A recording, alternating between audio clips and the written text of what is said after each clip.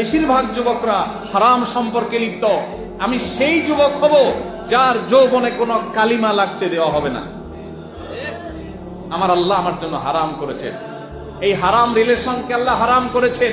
কিয়ামতের ময়দানে কঠিন শাস্তি দিবেন, জিনার শাস্তি ভয়াবহ আল্লাহ দিবেন। আল্লাহর ওয়াদা ব্যতিক্রম হয় না, হবে না।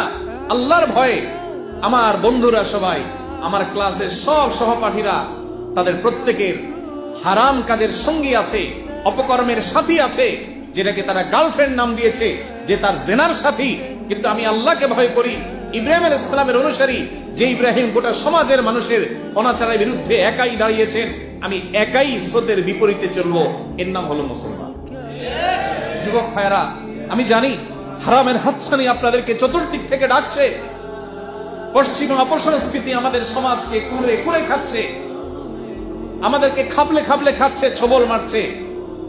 বিজ্ঞাপনের নামে আপনাকে উস্কায়, নাটকের নামে আপনাকে উস্কায়, সিনেমার নামে আপনাকে উস্কানি দেয়, আপনাকে নানাভাবে আপনার চরিত্রকে নষ্ট করবার চেষ্টা করে। মনে রাখবেন, মুসলিম যুবকের সবচেয়ে বড় আধ্যাত্মিক স্পিরিচুয়াল শক্তি, এটা সে হেফাজত করতে পারে যখন সে তার চরিত্রকে হেফাজত করতে পারে।